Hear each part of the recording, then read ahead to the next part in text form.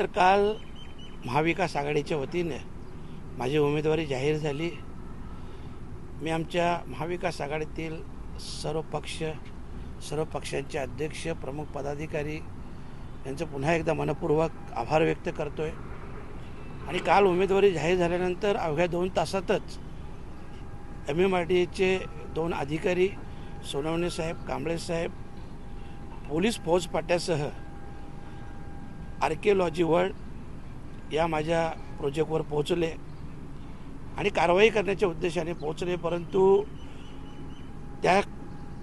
तो जो प्रोजेक्ट आहे त्याची लिगली प्रोसिजर, जसं सगळ्या भिवंडी तालुक्याचाच विषय आहे, ही सर्व प्रोसिजर गव्हर्नमेंटने GR देखील काढलेला आहे रेग्युलाइजसाठी, आणि ती रेग्युलाइजची प्रोसेस देखील चालू आहे।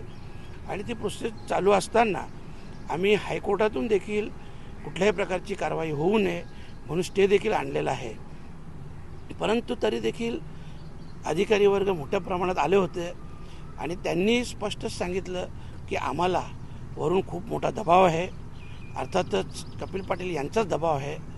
मला कल्पना आहे की माझी उमेदवारी जाहीर झाल्यानंतर कपिल पाटलांच्या पायाखालची वारू ही सरकलेली आहे, त्यांना त्यांच्या पराभवाची कल्पना देखील आलेली आहे आणि म्हणूनच चिडून जाऊन त्यांनी अशा प्रकारचं कृत्य केलेलं आहे।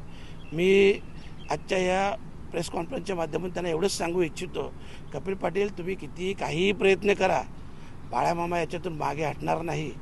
आता लढूही आणि जिंकूही हेही लक्षात ठेवा आणि तुम्हाला तुमचा पराभव केल्याशिवाय या भिवंडी लोकसभा क्षेत्रातील जनता ही गप्प बसणार नाही, हे तुम्ही लक्षात ठेवा।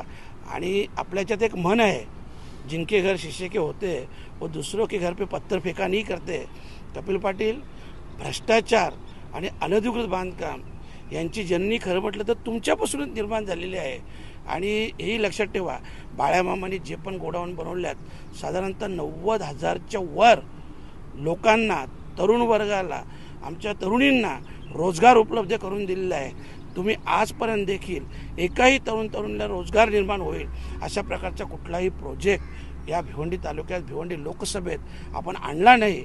आणि म्हणूनच सांगतो, आपण कोणाला रोजगार देऊ शकले नाहीत, परंतु कोणता रोजगार हा छीनून घेऊ नका, अशा प्रकारचं दुष्कृत्य हे आपण करू नका। आता बाण सुटलेला आहे, आरपार होणारच आहे, तुमचा पराभव अटल आहे।